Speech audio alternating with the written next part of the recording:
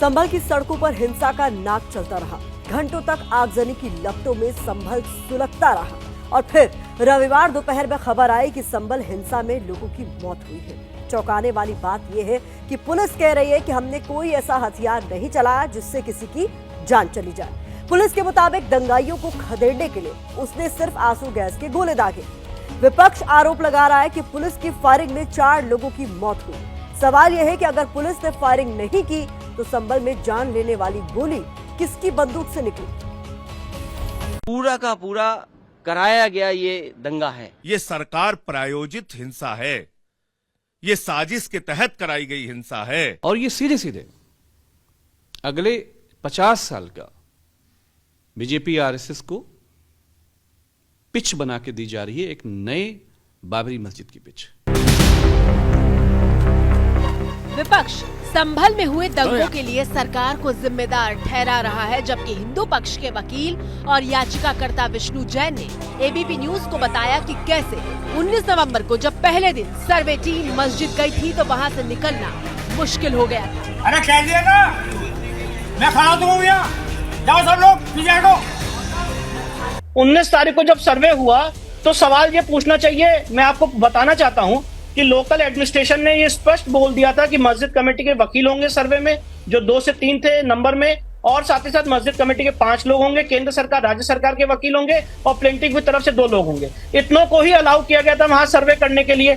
सांसद और विधायक पहुंचे कैसे? 500 से 600 लोगों ने मस्जिद को उस दिन अंदर घुस गए थे। जब सर्वे हो रहा तो सर्वे नहीं करने दिया गया और 25 से 30 हजार लोग चारों तरफ से घेर के नारे तकबीर अल्लाह अकबर के नारे लगा रहे थे। बड़ी मुश्किल से हम लोग 19 तारीख को निकले हैं और इसीलिए और आप सवाल हमसे पूछ रहे हैं।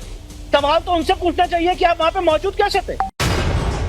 सवाल यह है कि अगर पहले सर्वे में भी भीड़ जमा होने लगी थी तो दूसरी बार पुलिस और प्रशासन ने पुख्ता व्यवस्था क्यों नहीं की? अगर इस बात का अंदाजा था कि माहौल बिगड़ सकता है तो प्रशासन ने रिस्क क्यों लिया? विपक्ष संभल की जामा मस्जिद में सर्वे कराने में जल्दबाजी करने का भी आरोप लगा रहा है। हिंसा और हिंसा से जुड़े अलग अलग दावे तो आपने सुन लिए। अब बारी उस विवाद की जड़ को समझने की है जिसने संभल हिंसा को जन्म दिया। एबीपी न्यूज पर ही हमने सबसे पहले संभल की शाही जामा मस्जिद के भीतर की तस्वीरें देश को दिखाई थी। दरअसल ये विवाद नया नहीं, सैकड़ों साल पुराना है। 150 साल पहले पुरातत्व सर्वेक्षण विभाग यानी एएसआई की टीम ने सबसे पहले मस्जिद का सर्वे किया था। एबीपी न्यूज संवाददाता शिवांग मिश्रा ने सबसे पहले दिखाया था कि एएसआई की 150 साल पुरानी उस रिपोर्ट में क्या कहा गया था।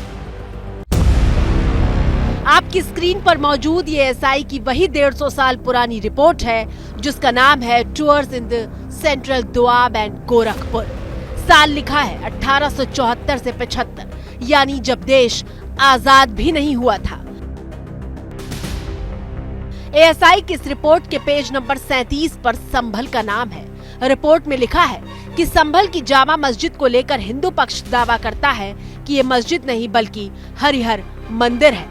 रिपोर्ट में यह भी लिखा है कि संभल में कई मुसलमानों ने बात करते हुए ये स्वीकार किया था कि मस्जिद पर लिखा बाबर का नाम एक धोखाधड़ी है और रिपोर्ट कहती है कि मुसलमानों ने ताकत के बल पर इस इमारत पर कब्जा किया था। दावा यहाँ तक किया जाता है कि इन सभी गुंबदों को राजा पृथ्वीराज चौहान ने बनवाया था। एएसआई ने 150 साल पहले अपनी रिपोर्ट में बताया था कि मस्जिद के बाहर और अंदर के खंभों पर चढ़े प्लास्टर के पीछे असल में हिंदू मंदिर के खंभे छुपे हैं जिन्हें प्लास्टर से ढका गया है।